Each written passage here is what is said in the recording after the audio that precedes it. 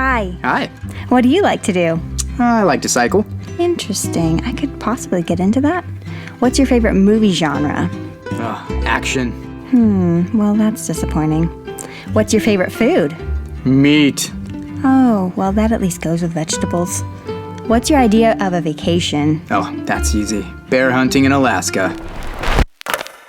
This current dating scene is a complete freaking disaster. I mean, don't get me wrong. If you're just looking for a good time, keep on keeping on.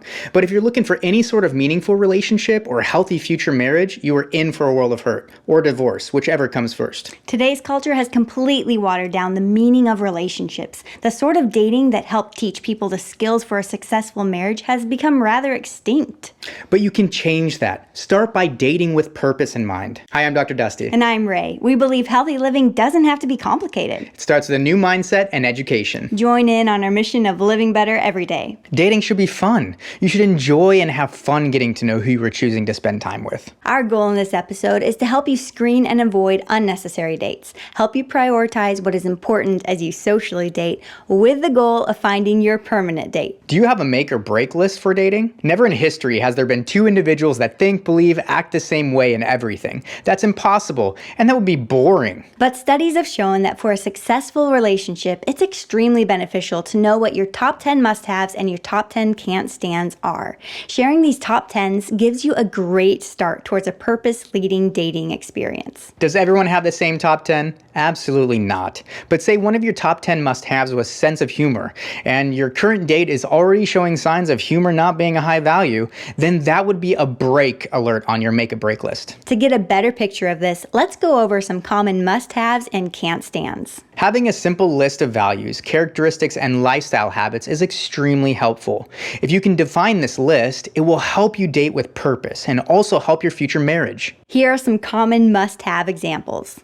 A sense of humor, affectionate, loyal, chemistry, a communicator, responsible, family life, optimistic, ambitious, and passionate. And then here are some common can't stands: lying, cheating, infidelity, poor hygiene, rude, mean-spirited, drugs, angry, undependable, and racist. These aren't light, they're not easy, but they're extremely important. Can you imagine if optimism is in your top 10 and you're dating a negative Nancy? You would be crushed. Your personality would deflate within an hour. Suffering through a relationship wouldn't be helpful. You would be a martyr for nobody's cause and possibly miss out on actually meeting someone with the same values you have because you didn't have the guts or awareness to live up to what matters to you most. Stay true to you.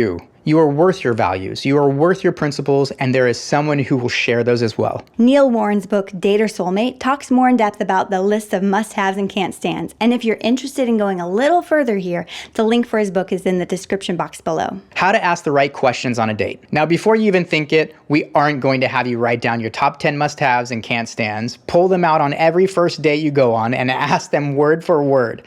No, we are actually going to have you memorize them. No, just kidding, just kidding.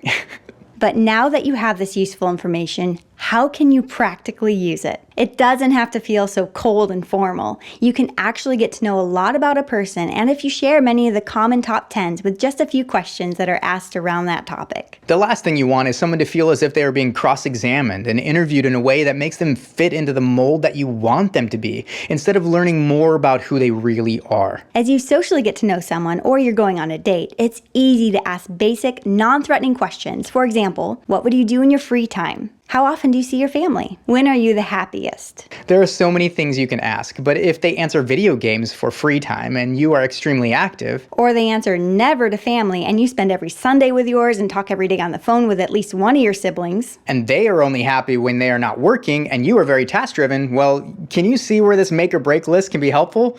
Yep, we have the make or break list along with some other questions in the description box below. The more you can define yourself pre-date, the more you'll be able to discover and grow on the actual date. Simply said, be who you want to attract. Be authentic, be healthy, and be powerful. Success isn't about if you get to a second, third, or fourth date, but it's about being able to filter what is going to best support your actual foundation of values and needs. Apply some of these tips and we promise it will make your dating experience more definable. Okay, let's do a recap, shall we?